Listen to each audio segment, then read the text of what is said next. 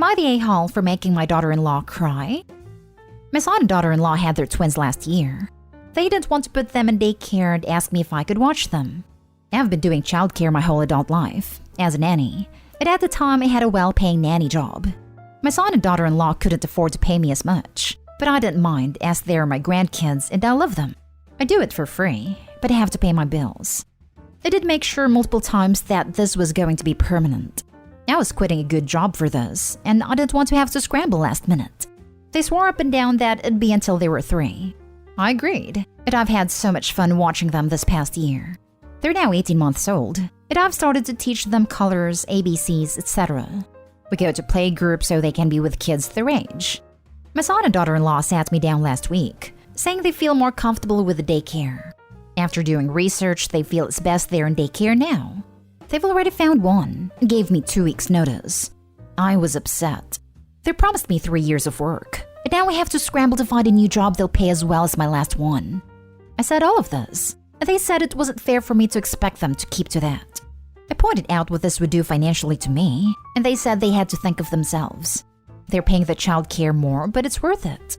I said now I don't know how I'll pay my bills, including my son's student loans that I pay. I left shortly after. My son says his wife cried and that I shouldn't have guilted them about this. He said bringing up the money was manipulative. Am I the a-hole? As I know of, they're only sending them to daycare for socialization. They say there's nothing wrong with my care. Now for the comments. Not the a-hole. They broke their commitment, and they are a-holes for making you pay student loans. Stop paying immediately if you can. This times 100. Do not pay student loans.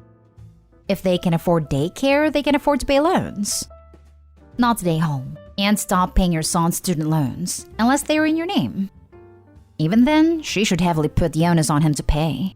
You can clearly afford your student loans by yourself like an adult now. So since you've broken our commitment to me and I have loss of pay, I'm stopping my generous contribution to your financial obligations. Not the a-hole. Did you have any kind of formal contract? I would strongly consider not paying your son's student loans either. Typically, I would have a contract, but they were family, so I thought we'd forgo it. I didn't think they'd screw me over. The loans are in his name, but we had an agreement that I'd pay the loan and he'd pay interest. Is that agreement in writing? Lol. What's good for the goose is good for the gander. It's not. I'll probably stop paying. Next story. Am I the a-hole for getting a teacher fired when she wouldn't let my daughter eat in class? My 47 female daughter, 13 female, is type 1 diabetic and sometimes hypoglycemic. Due to this, we set up a 504 that says she can eat a snack in class whenever needed, along with other accommodations. Anyways, at one point, one of her teachers, who is apparently a new teacher, denies her a snack while hypoglycemic. She nearly passes out, but then the next class she's in, the teacher has enough common sense to let her eat a snack before passing out at school. When she told me, I immediately called the teacher. When she called back, I lectured her and told her that she needed to let my daughter eat a snack when needed. She says snacks aren't allowed in class, but I tell her that due to my daughter's 504, she's legally required to give my daughter an exception to that rule, and recommended she give it another read. Before hanging up, I tell her that if she does this again, I will contact the principal and let him know. I recorded this call on my husband's phone, by the way. A month goes by and the same thing happens again. I request a meeting with the principal and my husband plays back the call between me and the teacher. I tell him she has done this twice and needs to have a talk with her. Turns out, he actually fired her for ADA violations. How do I know? I ran into her in public, and she told me that it's my fault I got her fired over some stupid snacks, and that I need to stop raising an entitled brat. Instead of arguing back, I just walked away. Was I really the a-hole? Did I actually go too far? Not the a-hole. A 504 is legally binding agreement that the school has to follow. The teacher was actually probably fired because she didn't follow the 504, and the school could get in trouble for that. ADA is the American with Disability Act, so I believe it would be an ADA violation to deny my daughter an accommodation that she needs. Not the a-hole. It's your fault that you threw your career away over some stupid snacks. I'm honestly baffled by the stupidity of this teacher. Not the a-hole. She put your daughter's life at risk. Twice. The school did her a favor, frankly, by firing her.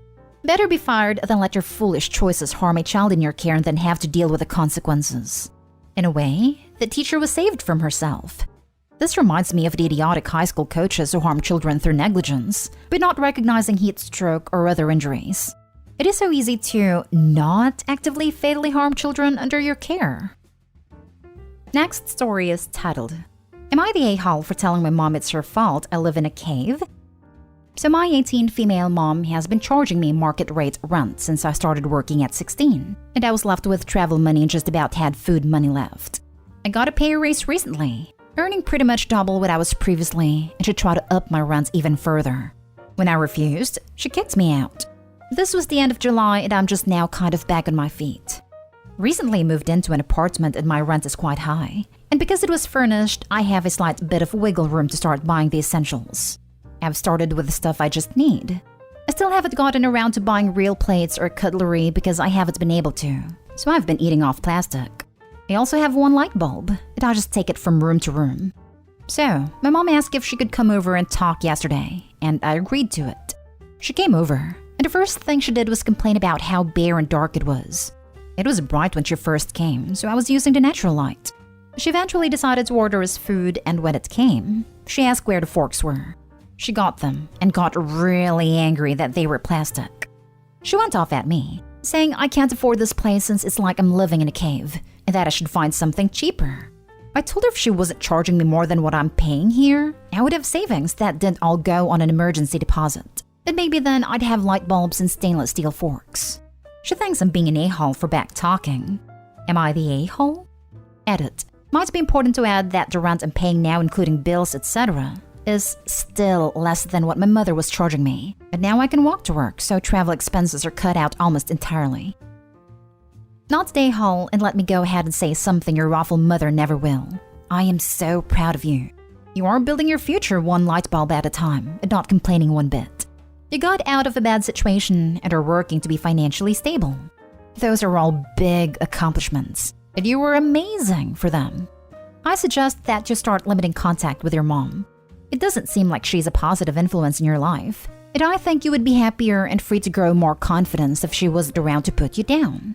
She was abusive and charging you to live with your parents as a minor, and the way she treats you isn't okay. I hope you realize that and make the best choices for your mental health. Oh, also, I don't know if this will apply for you, but check with your power company. Mine sends boxes of free light bulbs for part of an energy initiative. You could also try your local food banks for a few extra staples and get some forks and spoons from the dollar store from the money you would have spent on the food. Good luck on your journey to self-sufficiency. I'd also like to add that thrift stores are a great place to buy silverware and serving sets when you get around to purchasing them. A lot of time you can find full china sets for next to nothing. Not only not an a-hole, what your mom did was illegal. You cannot charge underage people rent unless they're emancipated. Take her to small claims courts and get back the 2 years of illegal rent she took. Be careful going this route, Opie. Reddit likes to pretend that we're bastions of free will individuals in a libertarian society. Suing your mom may be more damaging than the money you could get back. A parent who charges their minor child market rate rent is automatically the a-hole. Completely agree. Especially when the rent magically starts rising the sooner you get a pay raise. Opie shouldn't share their wages with their family. Next story. Am I the a-hole for judging my daughter? I'll preface this by saying that I have 2 daughters, Amy 27 and Lily 19. Lily just had her first baby months ago. The father is out of the picture and she's only went to college 1 year, then dropped out to focus on her son. She's living with us right now and doesn't work. Amy's a college graduate, working and is engaged. She's doing well financially. She and her fiancé bought a decent apartment together. She visits every now and then, and she visited us yesterday for half an hour to tell us she was going to Ohio on a field trip with her friends and visit many places and national parks there. Lily looked sad throughout the entire visit and didn't speak till Amy left. I asked Lily what was wrong, and she said it wasn't fair that she doesn't have a job nor a degree, nor enough money to buy nice things or a new phone. And not even time to go on trips and enjoy herself. While Amy has money, recently bought a new apartment, and is going on a trip every now and then. She said it wasn't fair because she is younger than Amy and deserves to live her life too. And she asked, why? I frowned because I sensed some envy and resentment towards Amy, even though it's not her fault this is how Lily's life is like. I answered her question by saying that Amy didn't make any of the decision Lily did, and didn't choose all the roads Lily did. and so she shouldn't compare herself to her. Lily looked at me stunned, saying that I just basically blame her for the decisions she made and the roads she chose to walk down. I didn't respond, and she lashed out saying I was clearly judging her, which was cruel of me since she never said she regretted having her baby or dropping out of college, but I made it about that. I said I was sorry she misunderstood my point, and she called me a few names then stormed out of the kitchen and kept ignoring me and refusing to speak to me, saying I know what I did. Am I the a-hole? Not the a-hole. Your delivery might have been a little awkward, but it was the truth. Lily's living with the consequences of her own decisions, which is adulting 101. Amy's also living with the consequences of her own decisions. If Lily doesn't like her life, then she can choose to change her situation. From the sounds of it, you are supporting Lily and her child, at least by keeping her housed. She sounds a bit entitled, spoiled, but perhaps needs mental health support to help her see her future differently. It might even be time to talk to Lily about her long-term plans. It's also not too late for Lily to turn her life around. If she wants Amy's life, she can go back to school and get that degree. Work out some sort of babysitting schedule or childcare plan. Lily should also remember that Amy has an 8-year head start on her. It's unrealistic to expect to have hit the same milestones as a 27-year-old woman at age 19. 1000% not a hole. She has a baby young. It's a different path. It's not going to look as shiny as someone who took a different path. Sounds like Lily just saw the consequences of her choices, but still doesn't quite get it. You said nothing wrong. You didn't blame her for her choices or victimize her. You just let her know there's a reason their lives look different. I hope she kicks the entitled attitude soon, though. Not today, home. She reacted how a child would react. I suppose she wanted you to tell her that nothing is her fault and reinforce her point that life isn't fair. I think you dealt with it the correct way. You explained that the decisions you make in life have an outcome. Lily looked at me stunned, saying that I just basically blame her for the decisions she made and the roads she chose to walk down. I'm stunned that she was stunned at the idea that the decisions she made and the roads she chose to walk down are her fault. And now for the last story. Am I the a-hole for telling my mom's friend the reason I'm not interested in her daughter? So, I stopped by my mom's house to pick up some stuff yesterday. Her friend was over because they had just gotten back from shopping. I've known my mom's friend Carla for a while. She has a daughter my age, and Carla has hinted before about introducing us. Well, I was running some stuff back and forth to my car when I heard Carla talking to my mom about how she just wished her daughter would get her life together and meet someone nice. Then she called my name and asked if I'm seeing anyone, to which I said no. Then she was all, "You should take my daughter out sometime. I'm sure you'd hit it off. She needs to meet a nice guy like you." I was like, I'm not sure. I'm kind of busy. Then I went back in my old room. I've heard enough from both Carla and my mom about her daughter to know that she's not my type. Her daughter was in a 2-year college for 4 years and then dropped out, which is normal and not bad. Then she had a decent job and quit because it was boring.